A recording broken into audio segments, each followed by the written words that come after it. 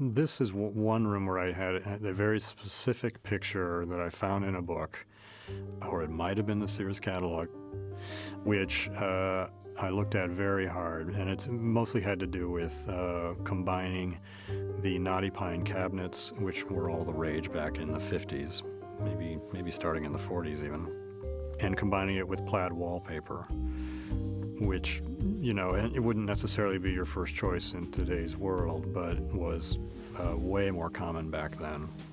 And then having an island, the island with the round end piece there, or the peninsula as we call it, is very much a 50s idea. And so this was an interesting blend for me of the colonial revival nature of the house and, like a 50s diner style kitchen. Anyway, we make drawings, we see how it's going to look, we put the boards together, see how the colors go together, and we assemble it. And just the nature of it is a lot of fun to shoot because it is so sculptural with the peninsula sticking out in the room and the different tones. So anyway, this is certainly one of my favorite sets for the show.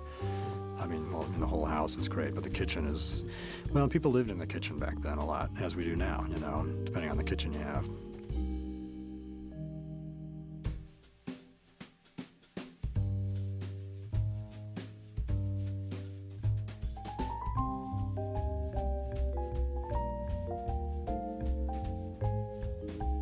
This came out of a lot of words about Dr. Wayne and where his office was. We determined that he would be on the Upper West Side. His office is based more on the idea of either a parlor or a dining room in a huge apartment in New York, which was quite ornate and probably of all wood-grained and sort of attractive colors. And he's taken this in order to make it more modern, because in the 50s you were actually, by then you were trying to get away from the old-fashioned look. So he's painted the walls and the doors all the same color. And part of that then was also to create a less distracting kind of container within which the modern furniture and the strange artifacts from around the world, which you see on the tables in the corner there, can be contained.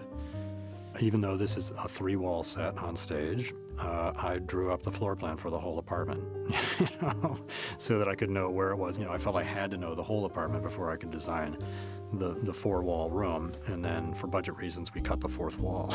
So it's down to 3 walls. But, you don't really need more than that for these scenes. And it's the light cue, it's the daybed she is lying on, it's the slash of light that goes across this cylindrical pillow that her head is on. Those are the things that really fire up the emotion of a visual, I think.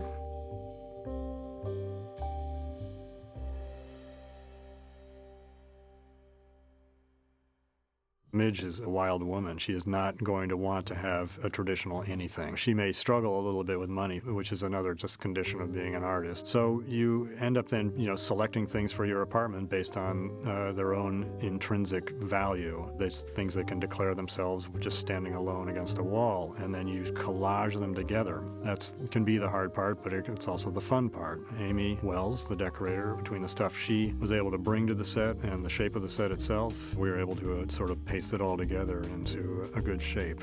Composition is everything. One of the reasons I talk a lot about floor plans in the beginning is because if a floor plan looks imbalanced, the space is going to be imbalanced and strange and awkward.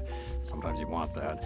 So that's kind of it. This, I would say, Midges is very much, as for all the eclectic nature of it, it's still very much a study in composition of where the objects are and aren't, and how big they are, and how tall they are, and what color they are, etc. The set is completely built.